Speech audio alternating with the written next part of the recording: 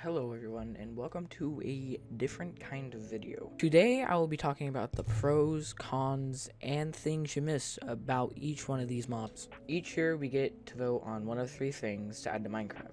This year it is the Glare, Allay, and the Copper Golem. We aren't given a lot of information on the mob, but I'll be talking about what we were told and can pick up from these videos.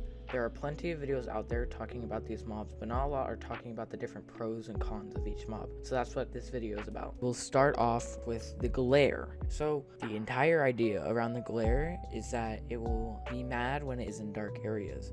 Let's start with the pros about this mob. First of all, it is adorable. This mob, it will be good if you're walking around your base and it finds a spot that you haven't lit up yet or that you won't come across normally. It will be able to spot out different dark spots that are hidden or are being very annoying. We find those all around in our base. And the cons of this creature are that we can always use the F7 on our keyboard to find dark areas, rendering this mob completely useless. Next up is the Allay. The Allay is a very unique type of mod. The main idea around this mob is that if you give it a item, it will collect items and bring more back. We don't really know a lot about this mob right now, and all we know is that if you give it a block, item, or resource, it will try to bring that back to you. We don't know how overpowered this could be or how this could be used in the future. Now that we have the main idea of this mob out of the way, let's talk about the pros. This mob could be very, very, very useful for collecting resources.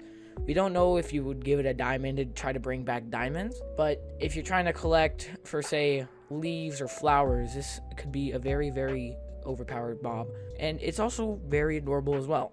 The cons to this mob are that we really don't know its limitations right now. The limitations could be that it can't give you back resources like diamonds, iron, gold, or something of the sorts. It also could be that you can't keep it as a pet, and it's also just around for a little amount of time. It looks like a Vex, so it might disappear after a certain amount of time, just like a Vex would if you kill the villager. So we really don't know how this mob is going to work, but that's about it. Now on to the final mob, the Copper Golem. The Copper Golem seems like a very, very unique mob, as well as the Allay. This is like an iron golem, but smaller and made out of copper. The main idea about this mob is that it's a machine that will randomly press buttons. It looks like it'd be very, very fun to have around your base, and if it were to oxidize, you could keep it as a statue. Now let's talk about the pros. The pros about this mob is that it gives redstone engineers a more of a randomizer. It likes to press copper buttons at random. The copper button is not an item in the game yet, but if we vote for this mob, the copper button will be included. Also, if you look at the top of its head, it looks like a lightning rod, which could imply that it could get shocked by lightning instead of striking the ground around you. We don't know a lot about the Copper Golem yet, so that's about it for the pros. Now let's go on to the cons. The cons about this is we also don't know if it is able to be replenished, kind of like a copper block if you use an axe on it. If it's all rusted or oxidized, you can right click a block of copper and unoxidize it.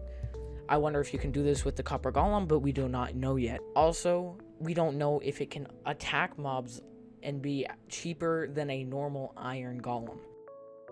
That's about it for this video, guys. If you guys did enjoy and want more content like this, please subscribe, comment down below what I should do next, and I'll see you guys later.